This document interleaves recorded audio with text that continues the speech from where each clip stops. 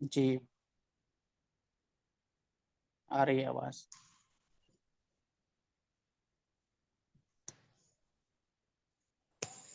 أعوذ بالله من الشيطان الرجيم. بسم الله الرحمن الرحيم. ياسين والقرآن الحكيم إنك لمن المرسلين على صراط مستقيم تنزيل العزيز الرحيم لتنذر قوما ما أنذر آباؤهم فهم غافلون. لقد حق القول على أكثرهم فهم لا يؤمنون. إنا جعلنا في أعناقهم أغلالا فهي إلى الأذقان فهم مقمحون. وجعلنا من بين أيديهم سدا ومن خلفهم سدا فأغشيناهم فهم لا يبصرون. وسواء عليهم أنذرتهم أم لم تنذرهم لا يؤمنون. إنما تنذر من اتبع الذكر وخشي الرحمن بالغيب فبشره بمغفرة وأجر كريم. إنا نحن نحيي الموتى ونكتب ما قدموا وآثارهم وكل شيء أحصيناه في إمام مبين. السلام علیکم ورحمۃ اللہ. اس کے بعد میں آپ لوگوں کے سامنے ایک نظم پیش کرنا چاہوں گی. پتھر کی طرح سخت ہیں دشمن کے مقابل، ریشم کی طرح نرم ہیں آپس میں صحابہ. سجدے میں رکوع میں کبھی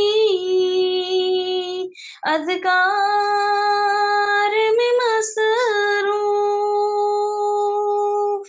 سجدے میں رکوع میں کبھی اذکار میں مصروف. خوشنودی رب کے لیے جیتے ہیں صحابہ. خوشنودی رب کے لیے جیتے ہیں صحابہ. سہتے تھے ہر ایک ظلم ستم وہ دین کی خاطر. سہتے تھے ہر ایک ظلم ستم وہ دین کی خاطر. زخموں پہ زخم کھاتے تھے اعصاب صحابہ، زخموں پہ زخم کھاتے تھے اعصاب صحابہ۔ جنت ہے مقدر جو ہے شہدائے صحابہ، جنت ہے مقدر جو ہے شہدائے صحابہ، دوزخ ہے ٹھکانہ جو ہے اعدائے صحابہ، دوزخ ہے ٹھکانہ جو ہے اعدائے صحابہ۔ طالب کی گزارش ہے،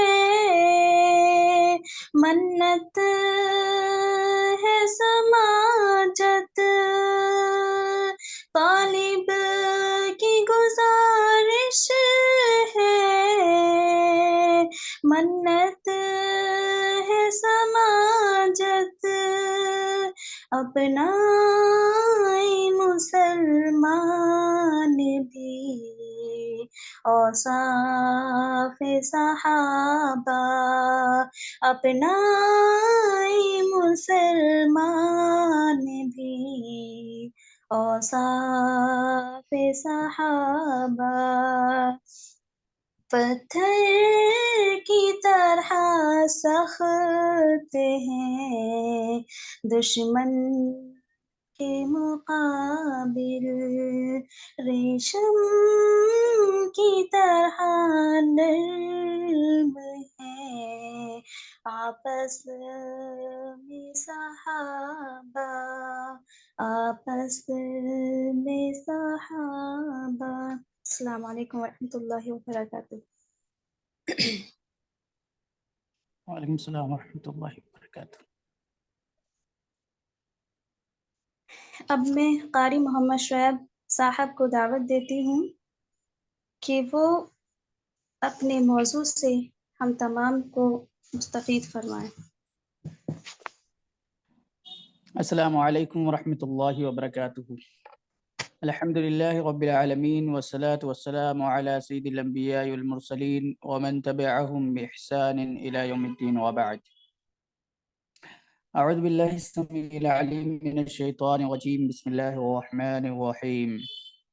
وَلَنَبْلُوَنَّكُمْ بِشَيْءٍ مِّنَ الْخَوْفِ وَالْجُوعِ وَنَقْصٍ مِّنَ الْأَمْوَالِ وَالْأَنفُسِ وَالثَّمَرَاتِ وَبَشِّرِ الصَّابِرِينَ الَّذِينَ إِذَا أَصَابَتْهُم مُّصِيبَةٌ قَالُوا إِنَّا لِلَّهِ وَإِنَّا إِلَيْهِ راجعون۔ میری پیاری بہنیں اور مائیں اور دیگر افراد، تمام قسم کی تعریفات، کبریائی، بڑائی اللہ وحدہ لا شریک خالق کائنات اور مالک ارض و سما کے لیے ہیں۔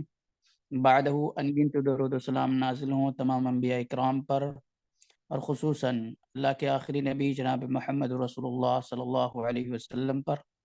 اللہم صلی علی محمد وعلی آل محمد کما صلیت علی ابراہیم وعلی آل ابراہیم انکا حمید مجید۔ اللہم بارک علی محمد وعلی آل محمد کما بارکت علی ابراہیم وعلی آل ابراہیم انکا حمید مجید۔ حاضرین، میں نے خطبہ مسنونہ کے بعد سورہ بقرہ کی آیت نمبر 155 اور 156 کی تلاوت کی ہے۔ اس آیت میں اللہ تعالیٰ نے زندگی کا ایک قانون بیان کیا ہے۔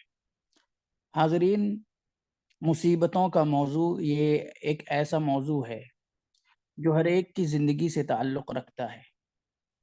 ہر انسان مصیبت سے دوچار ہوتا ہے، زندگی کے کسی نہ کسی موڑ پر زندگی کے کسی نہ کسی مرحلے میں انسان کو کسی نہ کسی شکل میں مصیبت کا سامنا ضرور کرنا پڑتا ہے۔ کسی کی زندگی میں مصیبتیں حادثات کی شکل میں آتی ہیں، کسی کی زندگی میں مصیبتیں بیماریوں کی شکل میں آتی ہیں، کسی کی زندگی میں مصیبتیں رنج و غم کی شکل میں آتی ہیں، کسی کی زندگی میں مصیبتیں دکھ اور درد کی شکل میں آتی ہیں، کسی کی زندگی میں مصیبتیں تجارت و کاروبار میں نقصان کی صورت میں آتی ہیں۔ الغرض ہر انسان کو زندگی کے کسی نہ کسی موڑ پر ان مصیبتوں سے واسطہ پڑتا ہی پڑتا ہے۔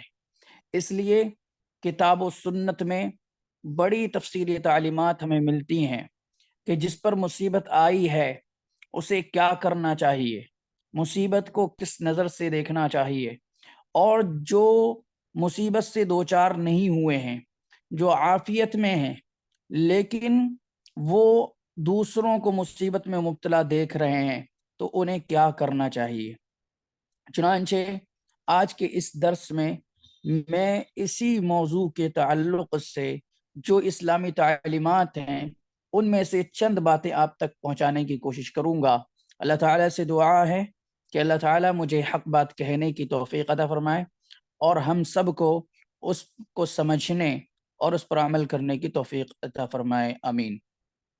سورہ بقرہ کی آیت نمبر 155 اور 56 کے اندر اللہ تعالیٰ نے فرمایا وَلَنَبْلُوَنَّكُمْ بِشَيْءٍ مِّنَ الْخَوْفِ وَالْجُوعِ وَنَقْصٍ مِّنَ الْأَمْوَالِ وَالْأَنفُسِ وَالثَّمَرَاتِ وَبَشِّرِ الصَّابِرِينَ، کہ ہم تمہیں ضرور بضرور آزمائیں گے، خوف کے ذریعے سے، ڈرا کر کے، بھوک کے ذریعے سے، اور مالوں میں کمی کر کے، والانفس جانوں میں کمی کر کے۔ کسی عزیز کا انتقال ہو جائے گا، کسی قریبی رشتہ دار کا انتقال ہو جائے گا، والثمرات اور پھلوں میں کمی کر کے آزمائیں گے، وبشر الصابرین لیکن صبر کرنے والوں کو خوشخبریاں سنا دو، صبر کرنے والوں کو بشارت دے دو۔ الذین اذا اصابتهم مصیبہ، یہ صبر کرنے والے کون ہیں؟ جب ان پر مصیبت آتی ہے، جب ان پر پریشانی آتی ہے، جب ان پر آزمائش آتی ہے، قالوا انا للہ وانا الیہ راجعون، تو کہتے ہیں کہ ہم سب اللہ ہی کے ہیں اور اللہ ہی کی طرف لوٹ کر جانے والے ہیں۔ میری پیاری بہنوں، یاد رکھیے کہ مصیبت جس شکل میں بھی آئے، ایمان کا تقاضا یہ ہے کہ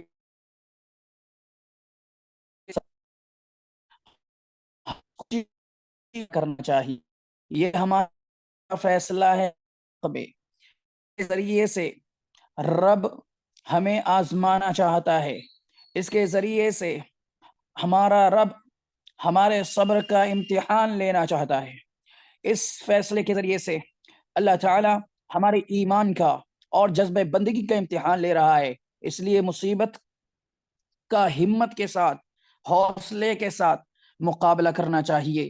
چنانچہ اللہ تعالیٰ نے سورہ حدید آیت نمبر 22 کے اندر ارشاد فرمایا ما اصاب من مصیبت فی الارض ولا فی انفسکم الا فی کتاب من قبل ان نبرآها، کہ اس زمین میں جو بھی مصیبتیں آتی ہیں، زلزلوں کی شکل میں جو مصیبتیں آتی ہیں، سیلابوں کی شکل میں، حادثات کی شکل میں، طوفانوں کی شکل میں، آندھیوں کی شکل میں، بجلیوں کی شکل میں، وَلَا فِي أَنفُسِكُمْ، اور خود تمہاری ذات کے سلسلے میں، تمہارے جسمانی طور پر کوئی مصیبت آئے، اولاد کے طور پر کوئی مصیبت آئے، مالی طور پر کوئی مصیبت آئے، جو بھی مصیبتیں آ رہی ہیں، یہ تمام کی تمام مصیبتیں ان کے پیدا کرنے سے پہلے اللہ تعالیٰ نے لوح محفوظ میں ان کو لکھ دیا ہے۔ اور سورہ تغابن میں اللہ تعالیٰ نے آیت نمبر 11 میں فرمایا ما اصاب من مصیبت الا باذن اللہ، کہ جو بھی مصیبتیں آتی ہیں یہ اللہ تعالیٰ کے حکم سے آتی ہیں، اللہ کی مرضی سے آتی ہیں، اللہ کے اذن سے آتی ہیں۔ تو جب اللہ کا حکم ہے، اللہ کی مرضی ہے، اللہ کا فیصلہ ہے ہمارے حق میں، تو ہمارے اوپر چاہے وہ کتنا ہی شاق کیوں نہ گزرے، کتنا ہی دشوار کیوں نہ گزرے، ہمیں رب کا فیصلہ سمجھ کر کے خوشی خوشی اسے گوارا کر لینا چاہیے۔ سامعین و سامعات، مصیبت میں ہونے کے بعد اگر مگر کرنا لیکن چنانچہ کرنا، یہ کہنا کہ کاش ایسا کر لیا ہوتا تو ایسا نہ ہوتا، اگر ایسا نہ کیا ہوتا تو ایسا ہو جاتا۔ کبھی کبھی ایسا ہوتا ہے کہ ہمارے ساتھ کوئی مصیبت آتی ہے، کوئی پریشانی آتی ہے، اور ہم باتیں بنانے لگتے ہیں کہ فلاں شخص کا ایکسیڈنٹ ہو گیا، اگر وہ فلاں جگہ نہ گیا ہوتا تو اس کا آج ایکسیڈنٹ نہ ہوتا، آج فلاں شخص اس مصیبت میں گرفتار ہو گیا، میں نے اس کو پہلے ہی سمجھایا تھا، اگر یہ مان گیا ہوتا تو آج اس کو یہ دن نہ دیکھنا پڑتا۔ تو اس طرح کی جو باتیں کرتے ہیں اگر اور مگر والی، ان کے سلسلے میں اللہ کے نبی جناب محمد رسول اللہ صلی اللہ علیہ وسلم نے فرمایا، مسلم شریف کی 2664 نمبر کی روایت ہے، وَإِنْ أَصَابَكَ شَيْءٌ فَلَا تَقُلْ، کہ جب تمہیں کوئی مصیبت لاحق ہو، جب تمہیں کوئی پریشانی لاحق ہو، جب تم پر کوئی آفت آن پڑے، تو کبھی بھی یہ نہ کہو لو انی فعلت کذا و کذا، کاش میں نے ایسا اور ایسا کر لیا ہوتا، ولیکن قل قدر اللہ، بلکہ یہ کہو کہ یہ اللہ کی تقدیر ہے، وما شاء فعل، اللہ نے جو چاہا وہ ہوا، فإن لو تفتح عمل الشیطان، کیونکہ یہ جو اگر مگر ہے یہ ایسا ورڈ ہے جو شیطان کے دروازے کھول دیتا ہے، شیطانی عمل کے دروازے کھول دیتا ہے۔ اور صحیح الجامع کی 5244 نمبر کی حدیث ہے، اللہ کے نبی صلی اللہ علیہ وسلم نے فرمایا، ما اصابک لم یکن لیخطئک، تمہیں جو بھی مصیبت لاحق ہوتی ہے، تمہیں جو بھی پریشانی لاحق ہو چکی ہے، جو مصیبت تم پر آ چکی ہے، یہ کبھی بھی تم سے چوکنے والی نہ تھی، یہ ہر حال میں آپ تک آ کر ہی رہنے والی تھی، چاہے آپ کچھ بھی کر لیتے۔ وما اخطأک لم یکن لیصیبک، اور جو مصیبت تم پر نہیں آئی ہے، جو پریشانی تم پر آئی ہے، جو آزمائش تم پر نہیں آئی ہے، آپ کچھ کرتے یا نہ کرتے، وہ بہر صورت آپ پر کبھی آنے والی تھی ہی نہیں۔ تو جو مصیبتیں آ چکی ہیں وہ ہر حال میں آ کے رہتی ہیں، چاہے ہم کچھ بھی کرتے، اس لیے اگر مگر کرنا لیکن چنانچہ کرنا، ایسا کر لیا ہوتا تو ایسا نہ ہوتا، وہ نہ کیا ہوتا تو ایسا ہو جاتا، اس طرح کی باتیں بنانا یہ جائز اور درست نہیں ہے۔ لہذا ہمارا یقین ہے، ہمارا یہ عقیدہ ہے، ہماری شریعت ہمیں یہ سکھاتی ہے کہ جو بھی مصیبتیں آتی ہیں، جو بھی پریشانیاں آتی ہیں، یہ اللہ کی طرف سے ہیں، اللہ کے حکم سے ہیں، اور اللہ کا قانون ہے، لہذا ہمیں اللہ کا فیصلہ سمجھ کر کے خوشی خوشی ان کو گوارا کرنا چاہیے، اور حوصلے کے ساتھ، ہمت کے ساتھ ان کا مقابلہ کرنا چاہیے۔ سامعین و سامعات، میری پیاری بہنوں، جب بھی مصیبت زندگی میں آئے پریشان نہیں ہونا چاہیے، جب بھی مصیبت زندگی میں آئے پریشان نہیں ہونا چاہیے۔ عام طور پر لوگوں کو دیکھا گیا ہے کہ جب مصیبت آتی ہے تو پریشان ہو جاتے ہیں، اور یہ پریشانی اس مصیبت کو دوگنا کر دیتی ہے، اور اس پریشانی کی وجہ سے مصیبت اور بڑی ہو جاتی ہے۔ جب بھی مصیبت آئے اپنے اعصاب پر قابو رکھنا چاہیے، ہمیں صبر کے ساتھ، ہمت کے ساتھ، حوصلے کے ساتھ اس کا مقابلہ کرنا چاہیے۔ اور ایک اور بات میں آپ کو بتاتا چلوں کہ مصیبت جب تازہ ہوتی ہے، مصیبت جب نئی نئی ہوتی ہے، اسی وقت صبر کرنا ہی اصل صبر ہے، یہ سب سے اعلیٰ درجے کا صبر ہے، یہ وہ صبر ہے جو انسان کو اللہ کی نظر میں بہت زیادہ محبوب بنا دیتا ہے۔ لہذا اللہ کے نبی جناب محمد رسول اللہ صلی اللہ علیہ وسلم نے فرمایا، بخاری کی روایت ہے 1283 نمبر کی، انما الصبر عند الصدمة الاولى، کہ جب مصیبت نئی نہیں ہو، جب پریشانی لاحق ہو، کرنا ہی اصل ہے۔ لہذا وقت جب گزرتا جاتا ہے، جب وقت جیسے جیسے گزرتا جاتا ہے تو لوگوں کو صبر آ ہی جاتا ہے، اور وقت کے بارے میں کہا جاتا ہے کہ وقت کی حیثیت مرہم کی طرح ہوتی ہے، جب جیسے جیسے وقت گزرتا جاتا ہے یہ ہمارے زخموں پر مرہم کا کام کرتا چلا جاتا ہے۔ لہذا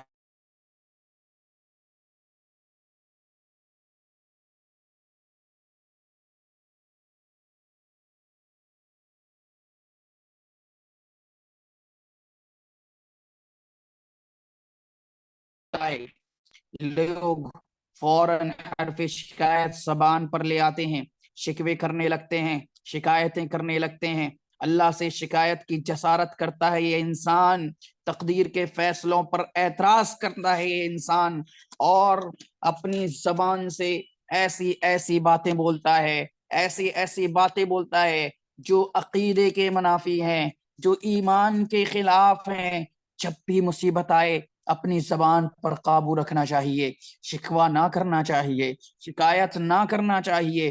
جو ہونا تھا وہ ہو چکا، جو گزرنا تھا وہ گزر گیا، جو مصیبت آنا تھی وہ آ چکی۔ اب ہمارے شکوہ کرنے سے، شکایت کرنے سے، چیخنے سے، چلانے سے، ہائے توبہ کرنے سے یہ مصیبت ٹلنے والی نہیں ہے۔ یہ یعقوب علیہ السلام ہیں، کتنی بڑی مصیبت ان کی زندگی میں آئی کہ ان کے لاڈلے، ان کے لخت جگر یوسف، جن کی محبت نہا خانہ دل میں بیٹھی ہوئی تھی، ایک لمحے کے لیے وہ ان کو اپنی آنکھوں سے اوجھل ہونا گوارا نہیں کرتے تھے، اس ننھے سے یوسف کو اس بوڑھے باپ سے جدا کر دیا گیا، ان کی گود سے چھین لیا گیا، ان کے گھر سے جدا کر دیا گیا۔ یعقوب علیہ السلام کو انہیں معلوم تھا، انہیں اندازہ تھا کہ بیٹوں نے ہی کچھ کیا ہے، بیٹوں ہی نے کچھ سازش رچی ہے، اس کے باوجود بھی صرف اتنا تھا۔ سورہ یوسف آیت نمبر 18 میں اللہ نے اس کا تذکرہ کیا ہے، وَصَبْرٌ جمیل، صبر جمیل ہی میں کروں گا۔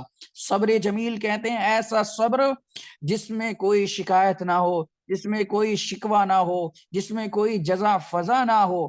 چنانچہ انہوں نے کہا واللہ المستعان علی ما تصفون، اور جو کچھ تم بیان کر رہے ہو، جو کچھ تم بتا رہے ہو، اس پر میں اللہ تعالی ہی سے مدد طلب کرتا ہوں، لہذا اللہ مددگار ہے، میں اپنے معاملے کو اللہ کے حوالے کرتا ہوں۔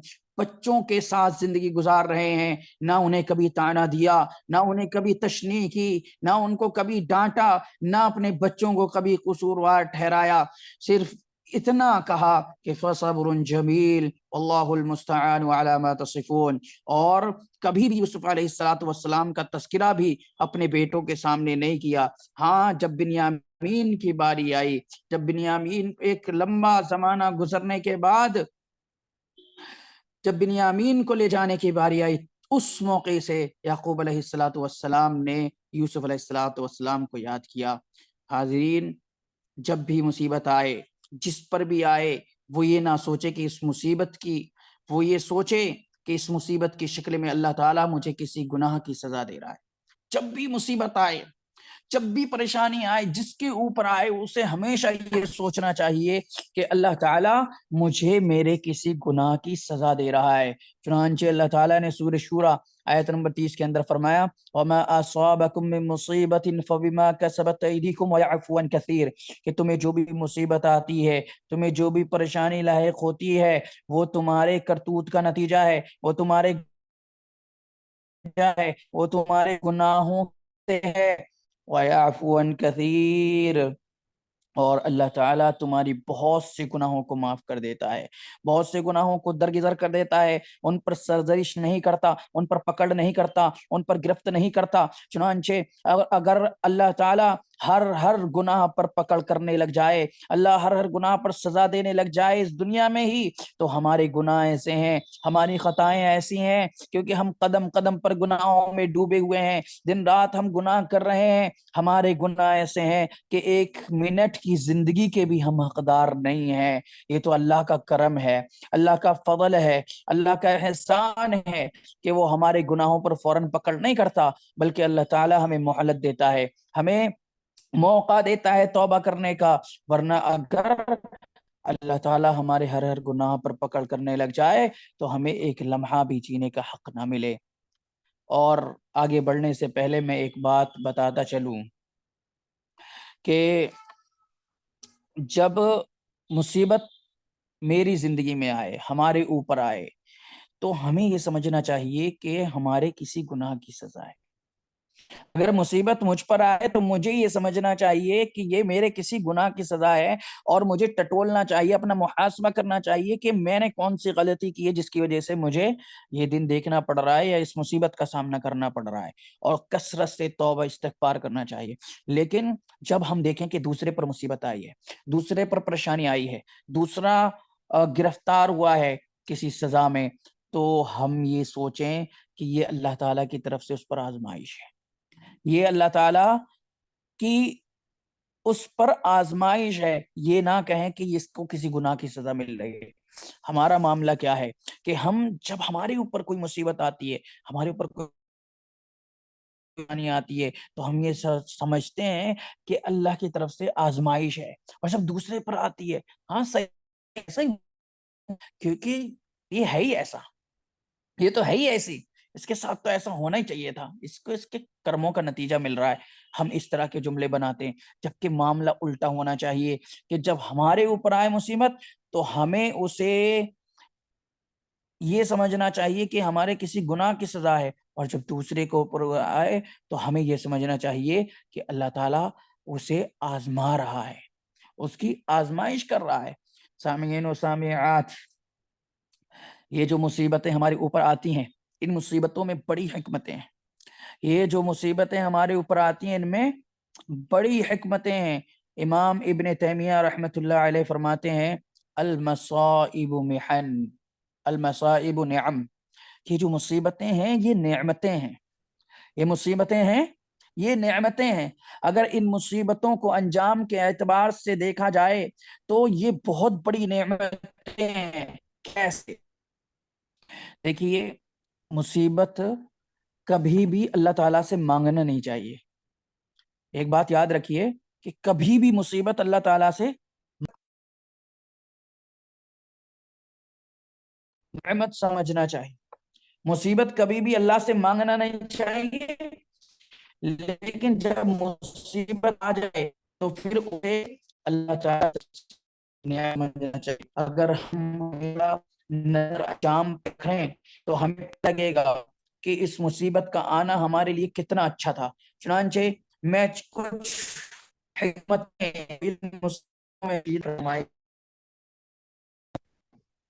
سب سے پہلی حکمت ان مصیبتوں کے سلسلے میں کہ دنیا کی آخرت کی حلاوت، آخرت کی حلاوتیں ہیں۔ دنیا میں جو شخص جتنے زیادہ کڑوے گھونٹ پیے گا، آخرت میں اسی قدر اسے میٹھے گھونٹ پینے کو ملیں گے۔ دنیا کی کڑوا سر آپ کی آواز بہت بریک ہو رہی ہے۔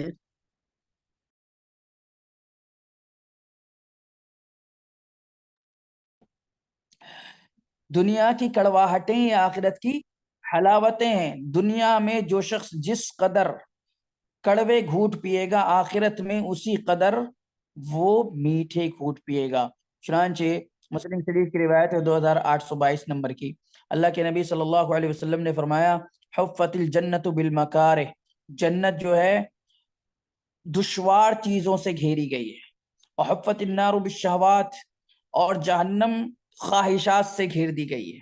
مطلب کیا ہے کہ اگر دنیا میں ہماری خواہشات پوری ہو رہی ہیں، ارمان پورے ہو رہے ہیں، ہمیں کسی مصیبت کا سامنا نہیں کرنا پڑ رہا ہے، ہمیں کسی پریشانی کا سامنا نہیں کرنا پڑ رہا ہے، تو سمجھ لیجئے کہ ہو سکتا ہے ہمیں ڈرنا چاہیے کہ کہیں جہنم کا راستہ ہمارے لیے آسان تو نہیں کر دیا گیا، کیونکہ جنت جو ہے دشوار چیزوں سے گھیری گئی ہے۔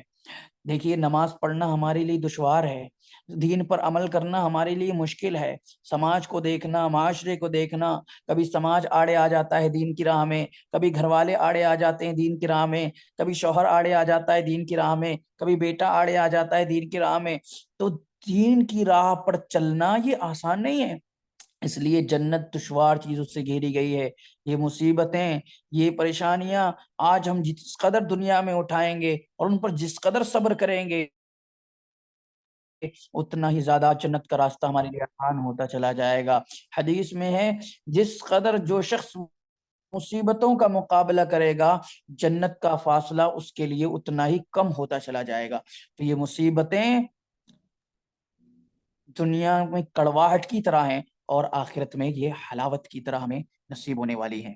اسی طرح سے ایک بہت بڑی حکمت ان مصیبتوں کے اندر یہ ہے کہ جب مصیبت انسان کے اوپر آتی ہے تو یہ مصیبت اس کو اللہ کے بہت قریب کر دیتی ہے۔ واللہ کہہ رہا ہوں، یہ مصیبتیں انسان کو اللہ کے قریب لے جانے والی ہوتی ہیں۔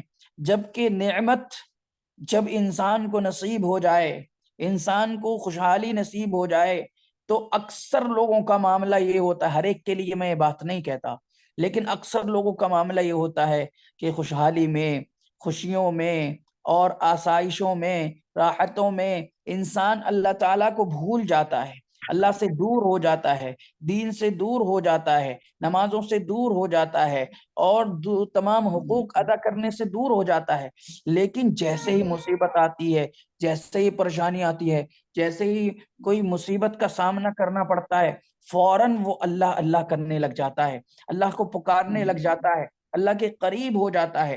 آپ غور کیجئے کتنی سچی سے سچی نمازیں ہیں جو ہم نے مصیبتوں کے دنوں میں پڑھی ہیں، کتنے سچے سے سچے سجدے ہیں جو ہم نے مصیبتوں کے دنوں میں کرے ہیں، کتنے سچے سے سچے صدقات اور خیرات ہیں جو ہم نے مصیبتوں کے دنوں میں کرے ہیں۔ اللہ تعالیٰ فرماتا ہے سورہ اعراف آیت نمبر 167 کے اندر، وَبَلَوْنَاهُمْ بِالْحَسَنَاتِ وَالسَّيِّئَاتِ لَعَلَّهُمْ يَرْجِعُونَ، ہم لوگوں کو آزماتے ہیں بھلائیوں کے ذریعے اور مصیبتوں کے ذریعے تاکہ لوگ اللہ کی طرف لوٹ آئیں، اللہ کی طرف پلٹ آئیں۔ لہذا یہ مصیبتوں کے آنے سے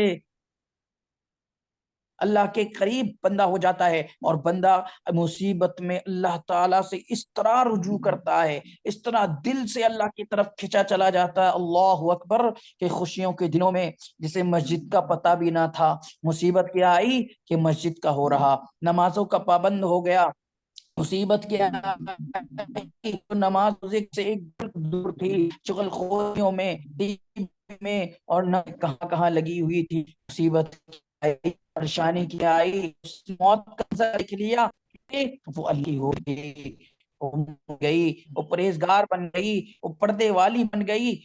کتنا یہ ہم لوگ کی زندگیوں میں دیتے ہیں، اور دیکھو جہاں جہاں مسلمانوں پر ظلم ہوئے، جہاں جہاں فساد ہوئے، یقیناً بہت بڑی پریشانی تھی، لیکن مصیبتوں کے آنے سے جن علاقوں میں مصیبتیں ان میں غیر معمولی بیداری دیکھنے کی، نسل پر مصیبت آئی، اس کے بعد وہ اس نسل نے اللہ کو بھلا رکھا تھا، اس وجہ سے ان پر مصیبتیں آئیں، لیکن اس کے بعد آنے والی نسل کی طرف ایسا جو کیا،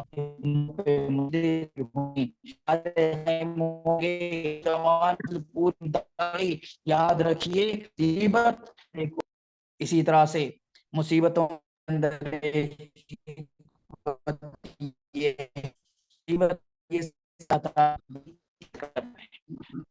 آتی ہے، سب جذبہ کر کے آتا ہے، ہمت پیدا ہوتی ہے مشکلات کا مقابلہ کرنے کا، مصیبتیں ہمارے اندر پائے جانے والے غرور کو کچلتی ہیں، ہمارے دل میں پائے جانے والے تکبر کو کچلتی ہیں، مصیبتیں ہمارے اندر عاجزی پیدا کرتی ہیں، مصیبتیں ہمارے اندر انکساری پیدا کرتی ہیں، مصیبتیں آ کر کے ہمیں بتاتی ہیں کہ ہم کچھ نہیں ہیں، مصیبتیں ہمیں سکھاتی ہیں کہ ہماری زندگی ہمارے قابو میں نہیں ہے، مصیبتیں ہمیں بتاتی ہیں کہ اللہ، ہم سب اللہ کے ماتحت ہیں، مصیبتیں انسان کی جسمانی تربیت بھی کرتی ہیں، مصیبتیں انسان کی روحانی تربیت بھی کرتی ہیں۔ اسی طرح سے ان مصیبتوں کے اندر ایک اور حکمت یہ ہے کہ مصیبتیں گناہوں کی معافی کا بہت بڑا ذریعہ ہیں اور رفع درجات کا بہت بڑا ذریعہ ہے، مصیبتیں گناہوں کی معافی کا بہت بڑا ذریعہ ہیں اور درجات بلند کرنے کا بہت بڑا ذریعہ ہے۔ مصیبت چاہے نیک انسان کی زندگی میں آئے یا برے انسان کی زندگی میں آئے، دو باتوں میں سے ایک بات تو ضرور ہوگی، یا تو اس کے گناہ معاف ہو رہے ہوں گے یا پھر اس کے درجات بلند ہو رہے ہوں گے۔ صحیح حبان کی 2924 نمبر کی حدیث ہے، اللہ کے نبی جناب محمد رسول اللہ صلی اللہ علیہ وسلم نے فرمایا، ما يزال البلاء بالمؤمن والمؤمنة في جسده وفي ماله وولده حتى يلقى الله وما عليه خطيئة، کہ مومن مرد ہو یا مومن عورت ہو، اس پر مصیبتیں آتی رہتی ہیں، اس کی ذات، اس کے جسم کے سلسلے میں، اس کے ذات کے سلسلے میں، اور وفی مالہ، اور اس کے مال کے سلسلے میں، وولدہ، اور اس کی اولاد کے سلسلے میں، حتی یلقى اللہ، یہاں تک کہ وہ اللہ تعالیٰ سے اس حال میں ملتا ہے، اس حال میں ملاقات کرے گا، وما علیہ خطیئہ، کہ اس کے اوپر کوئی گناہ نہیں ہوگا، اس کے اوپر گناہ کا ایک دھبا بھی باقی نہ رہے گا۔ ان مصیبتوں کی وجہ سے، ان پریشانیوں کی وجہ سے، ان آلام کی وجہ سے، ان آزمائشوں کی وجہ سے اس کے سارے گناہ دھو چکے ہوں گے، معاف ہو چکے ہوں گے، دھل چکے ہوں گے۔ اللہ اکبر! یہ کتنا بڑا فائدہ ہے، یہ کتنا بڑا اجر ہے، یہ کتنا بڑا ثواب ہے کہ مصیبتوں نے گناہوں سے ایسا پاک کر دیا کہ اس کے اوپر کوئی گناہ ہی باقی نہ رہا۔ اور جس کے اوپر گناہ باقی نہ رہے اس کا ٹھکانہ کہاں ہونے والا ہے؟ جنت میں۔ اس سے بڑا فائدہ کیا ہو سکتا ہے؟ اسی طرح سے بخاری کی 5645 نمبر کی حدیث ہے، اللہ کے نبی صلی اللہ علیہ وسلم نے فرمایا، من یرید اللہ بہ خیرا یصب منہ، اللہ جس کے ساتھ خیر کا معاملہ کرتا ہے، اللہ جس کے ساتھ بھلائی کا ارادہ فرماتا ہے، اسے مصیبت سے دوچار کر دیتا ہے، اس کے اوپر مصیبت ڈال دیتا ہے۔ لہذا اگر کوئی شخص مصیبت میں مبتلا ہے، پریشانی میں مبتلا ہے، آزمائش میں مبتلا ہے، تو وہ یہ سمجھ لے کہ اللہ تعالیٰ نے اس کے ساتھ خیر کا معاملہ کیا ہے۔ اسی طرح سے اللہ تعالیٰ مصیبتوں کے ذریعے سے بندے کو آزمانا چاہتا ہے۔ کبھی کبھی ہمارے اوپر مصیبتیں اس لیے بھی آتی ہیں کہ اللہ تعالیٰ مصیبتوں کے ذریعے سے ہمیں نوازنا چاہتا ہے، کچھ دینا چاہتا ہے، ہمیں کچھ عطا کرنا چاہتا ہے۔ لہذا ام سلمہ رضی اللہ تعالی عنہ کہتی ہیں کہ ابو سلمہ ایک مرتبہ آئے اور کہا، اے ام سلمہ، آج میں نے پیارے نبی صلی اللہ علیہ وسلم کی زبانی ایک بہت ہی پیاری دعا سنی ہے، ایک بہت پیاری دعا سنی ہے میں نے۔ مسلم شریف کی 918 نمبر کی روایت میں یہ موجود ہے۔ کہتے ہیں آج میں نے پیارے نبی صلی اللہ علیہ وسلم سے بہت ہی پیاری دعا سنی ہے۔ کہا، ما من عبد تصیبہ مصیبہ، اللہ کے نبی صلی اللہ علیہ وسلم نے فرمایا کہ کسی بھی بندے کو کوئی مصیبت لاحق ہوتی ہے، کوئی پریشانی لاحق ہوتی ہے، فیقول، وہ کہتا ہے، انا للہ و انا الیہ راجعون، کہ میں اللہ ہی کا ہوں اور اللہ ہی کی طرف لوٹ کر جانے والا ہوں۔ اللہم اجرنی فی مصیبتی واخلف لی خیرا منہا، اے اللہ تو مجھے اس مصیبت میں اجر و ثواب مصیبت میں مجھے اجر و ثواب عطا فرما، اور اس مصیبت سے بہتر اس بدل عطا فرما، نعم البدل عطا فرما۔ جو یہ بندہ دعا کرتا ہے تو اللہ تعالیٰ اسے اجر بھی عطا فرماتا ہے اور اس سے بہتر بدلہ بھی اسے عطا فرماتا ہے۔ کہتی ہیں ام سلمہ رضی اللہ تعالی عنہ کہ کچھ دنوں کے بعد ہوا یہ کہ میرے شوہر ابو سلمہ کا انتقال ہو گیا۔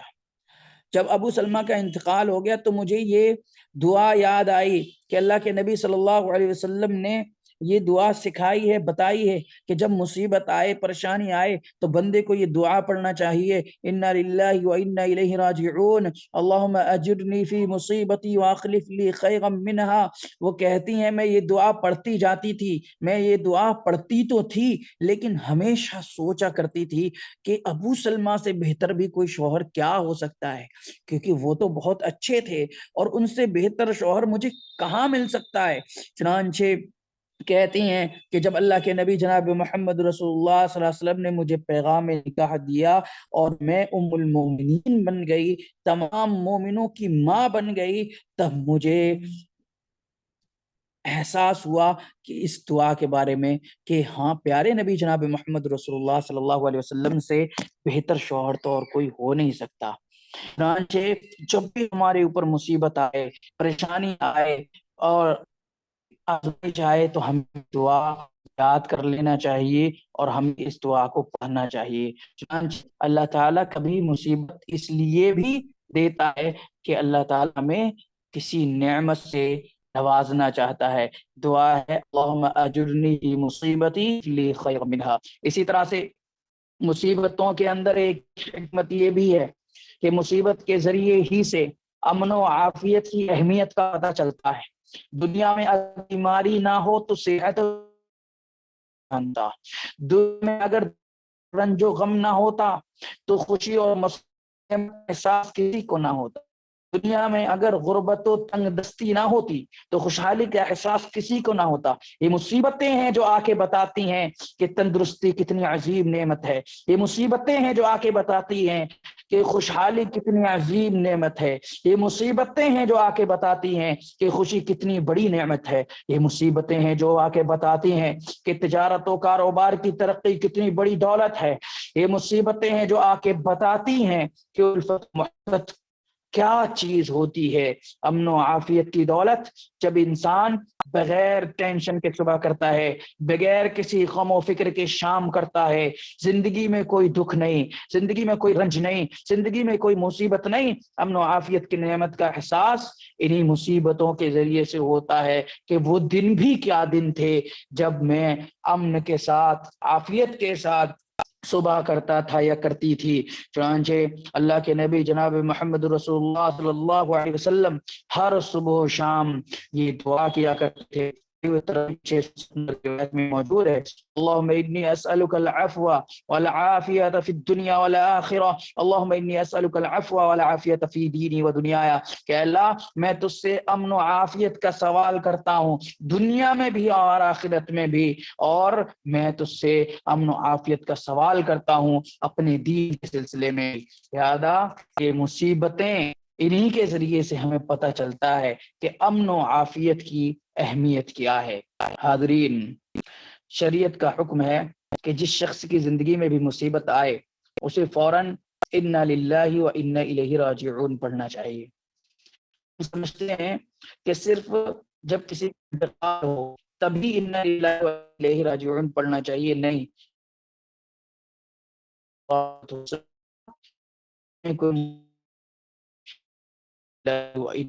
راجعون پڑھتے ہیں۔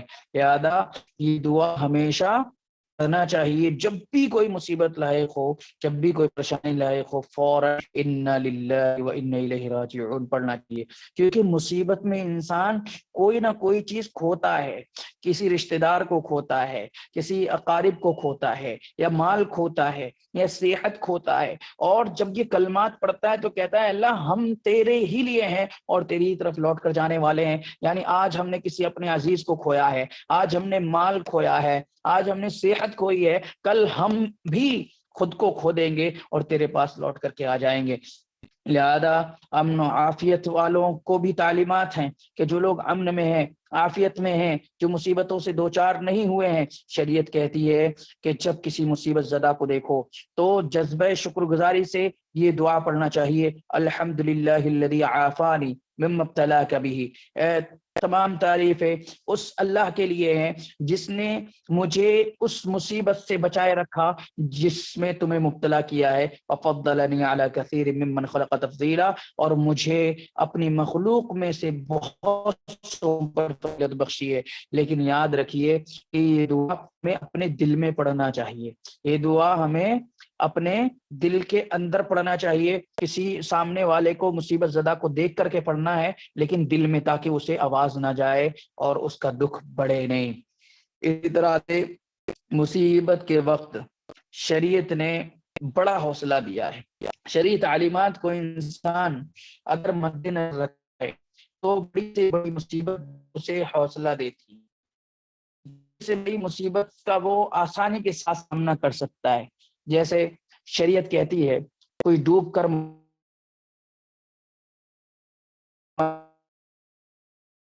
گئی اور وہ مر گیا، عید ہے، کسی کے پیٹ میں چھرا بھونک دیا گیا اور مر گیا، وہ شہید ہے، کوئی پیٹ کی بیماری سے انتقال گیا، وہ بھی شہید ہے، اسی طرح سے کوئی طاعون کی بیماری میں مبتلا ہو کر کے مر گیا، وہ بھی شہید ہے۔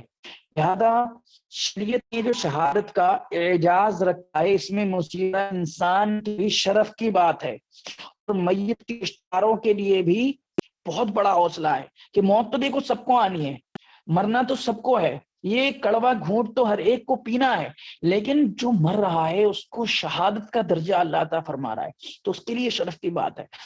اور اس رشتے داروں کو بھی حوصلہ مل رہا ہے کہ دیکھو مرنا تو تھا ہی وہ کسی نہ کسی دن، اور جو موت آئی ہے وہ شہادت والی موت آئی ہے، اور شہیدوں کا کیا مقام اور مرتبہ ہے یہ ہم اور آپ اچھی طریقے سے سمجھتے ہیں.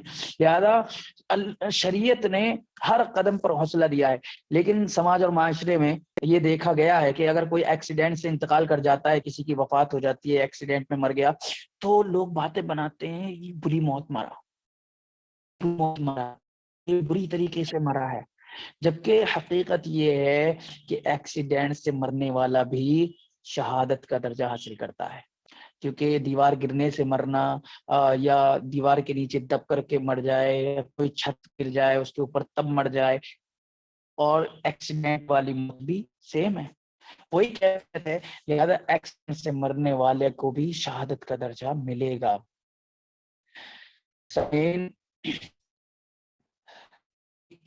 بات پر بڑھنے چلا، ہم اپنی زندگی میں بہت بار الحمدللہ بولتے ہیں. کوئی ہم سے خیریت پوچھ لے،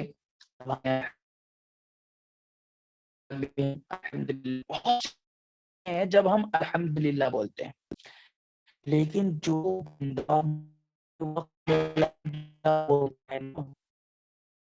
جو بندہ مصیبت کے وقت میں مصیبت کا کھوٹ کی بات الحمدللہ کہتا ہے، اس کی پاک میں آواز بریک ہو رہی ہے. درجہ ہے. اس کی حمد کا درجہ ہی کچھ اور ہے، اس کی حمد کا رتبہ ہی کچھ اور ہے، اس کے الحمدللہ کہنے کا فائدہ ہی کچھ اور ہے، اس کے الحمدللہ کہنے کی فضیلت ہی کچھ اور ہے. چنانچہ ترمذی شریف کی 1020 نمبر حدیث ہے کہ اللہ تعالی نبی صلی اللہ علیہ وسلم نے فرمایا، جب فرشتے کسی بندے کے، ایک منٹ ڈسٹربینس ہو رہا ہے، میں میوٹ کر،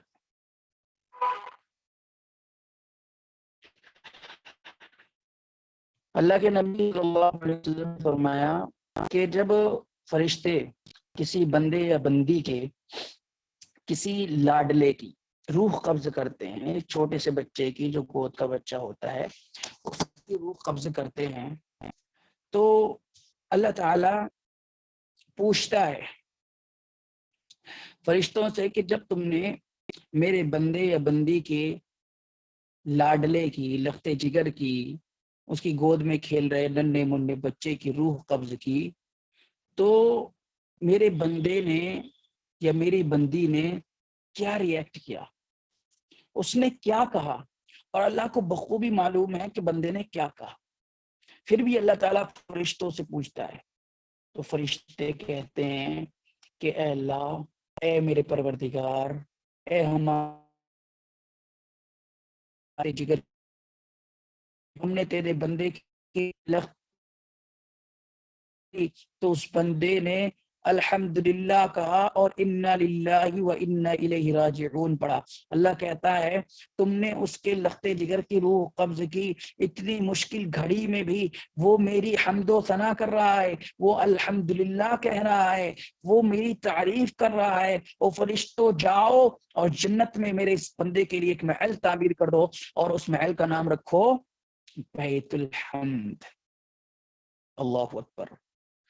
کتنی بڑی فضیلت کی بات ہے، کتنی بڑی خوش نصیبی کی بات ہے کہ جو مصیبتوں میں گھر کر بھی الحمدللہ کہتے ہیں، اللہ کی تعریف کرتے ہیں، اللہ کی حمد و ثنا کرتے ہیں. اللہ تعالیٰ ایسے صبر کرنے والوں کو، ایسے تعریف کرنے والوں کو جنت میں ایک محل دینے کا وعدہ کرتا ہے، یا فرشتوں سے کہتا ہے کہ جنت میں فلاں بندے کے لیے ایک محل تعمیر کر دو، اور اس محل کا نام کیا رکھو؟ بیت الحمد، تعریفوں والا گھر.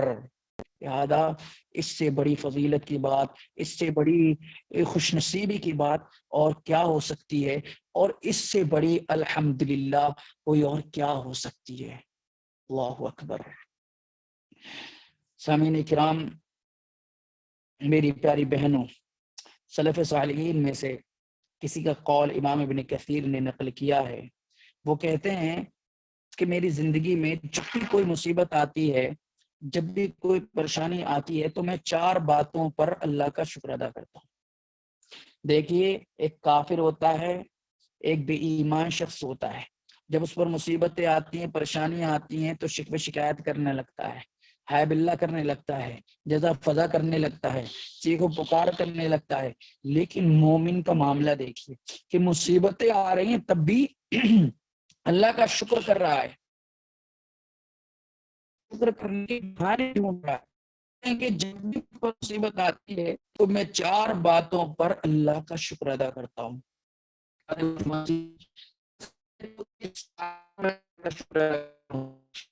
اس مصیبت کا تعلق دنیا سے دین، یعنی جو مصیبت آئی ہے میری دنیا کے تعلق سے آئی ہے، دین کے تعلق سے نہیں آئی ہے. یعنی مجھے کوئی بیماری لاحق ہو گئی ہے، دنیا سے ہے، دنیا سے ہے، کوئی اور مصیبت آ گئی دنیا سے ہے. میرا دین تو محفوظ ہے، میرے عقیدے میں کوئی خرابی نہیں ہے، میں نے دھوکہ نہیں دیا، میں نے کسی کا مال نہیں مارا. شکر ہے بیمار ہوا ہوں، شکر ہے کہ مجھے صرف مالی نقصان ہوا ہے، شکر ہے کہ دنیا گئی ہے، دین محفوظ ہے. اس بات پر میں اللہ تعالیٰ کا شکر ادا کرتا ہوں. اور دوسری اس بات پر میں اللہ کا شکر ادا کرتا ہوں کہ مصیبت جو آئی ہے یہ بہت چھوٹی ہے، اس سے بڑی بھی آ سکتی تھی.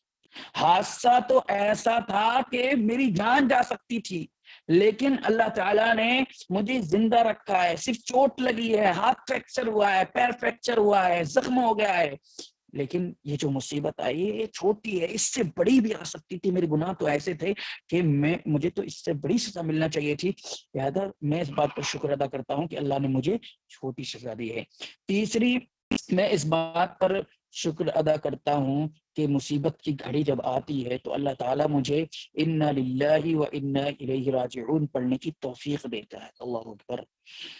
اور چوتھا میں اس بات پر شکر ادا کرتا ہوں کہ وہ مجھے مصیبت میں صبر کرنے کی توفیق دیتا ہے. اور صبر کرنے والوں کے بارے میں اللہ نے فرمایا وَبَشِّرِ الصَّابِرِينَ، صبر کرنے والوں کو خوشخبری سنا.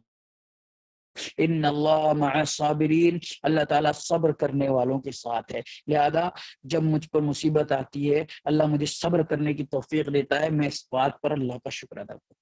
تو دیکھیے یہ ایمان کے سائے میں گزرنے والی زندگی ایسی ہوتی ہے کہ جہاں دوسروں سے صبر نہیں ہوتا وہاں ایک مومن شکر ادا کر رہا ہے. اللہ اکبر. لہذا یہ مصیبتیں اگر ان کے انجام پر غور و فکر کیا جائے تو علامہ ابن تیمیہ کا جملہ صادق آتا ہے کہ المصائب نعم، یہ مصیبتیں نعمتیں ہیں. لہذا جب بھی ہمارے اوپر مصیبت آئے، ہمارے اوپر پریشانی آئے، ہم ان اسلامی تعلیمات کو اپنے ذہن میں رکھیں، ان تعلیمات کو اپنے سامنے رکھیں اور مصیبتوں پر صبر کریں. اور صبر پہلے مرحلہ میں کریں اور ان مصیبتوں کو نعمت سمجھیں. ان کے ذریعے سے ہمارے گناہ معاف ہوتے ہیں، ہمارے درجات بلند ہوتے ہیں، اللہ تعالیٰ ہمارے ساتھ خیر کا معاملہ کرتا ہے، تب ہمیں مصیبتوں میں مبتلا کرتا ہے. اور جو باتیں ہم نے سنی ہیں ان کو ذہن میں رکھتے ہوئے ہم مصیبتوں کا سامنا کریں اور خوشی خوشی اللہ کا فیصلہ سمجھ کر کے، مقدر کا فیصلہ سمجھ کر کے اس سے راضی ہو جائیں اور بالکل بھی شکوہ نہ کریں، بالکل شکایت نہ کریں. اور یاد رکھیں کہ آپ صبر کریں گے تو آپ صبر کی وجہ سے جنت کے حقدار بن جائیں گے. اور صبر کے ساتھ ساتھ اگر مصیبت پر آپ الحمدللہ بولیں گے تو جنت میں اللہ تعالیٰ آپ کے لیے محل تعمیر کرے گا جس کا نام ہوگا بیت الحمد. یادا یہ اسلامی تعلیمات تھیں جن کی روشنی میں میں نے آپ کو بتلایا کہ مصیبتیں اور اسلامی تعلیمات کیا ہیں. ہمیں چاہیے کہ ہم مصیبتوں کا اسی طرح سے سامنا کریں اور مصیبتوں کو اسی ناحیے سے سمجھیں. اور ہر ایک کی زندگی میں مصیبتیں آتی رہتی ہیں، لہٰذا ان سے گھبرائیں نہیں، ان سے پریشان نہ ہوں، بلکہ ان کو اللہ تعالیٰ کی طرف سے نعمتیں سمجھیں اور ہر حال میں اللہ کا شکر گزار بننے کی کوشش کریں. اللہ تعالیٰ سے دعا ہے کہ اللہ تعالیٰ والا بنائے، شکر کرنے والا بنائے اور ہر طرح کی مصیبتوں سے اور پریشانیوں سے ہمیں محفوظ رکھے. اور جب بھی کوئی مصیبت اور پریشانی ہمارے اوپر آ جائے تو ہمیں صبر کرنے کی توفیق بخشے اور بالکل شکایت کرنے سے بچائے. اور جو لوگ ہمیں پریشان ہیں اللہ تعالیٰ ان کی پریشانیوں کو دور فرمائے، جو بیمار ہیں اللہ ان کو شفائے کاملہ عاجلہ عطا فرمائے، جو تنگ دست ہیں اللہ تعالیٰ ان کی تنگی دور کرنے کے اسباب پیدا فرمائے، اور جو لوگ قرض میں ڈوبے ہوئے ہیں، اللہ تعالیٰ ان کے قرض کی ادائیگی کے اسباب پیدا فرمائے اور تمام لوگوں کے لیے آسانیاں فرمائے، جب تک ہمیں زندہ رکھے ایمان کے ساتھ زندہ رکھے، اور جب ہمارا خاتمہ ہو تو ایمان پر ہو، آمین۔ وآخر دعوانا الحمدللہ رب العالمین۔ اب آپ لوگ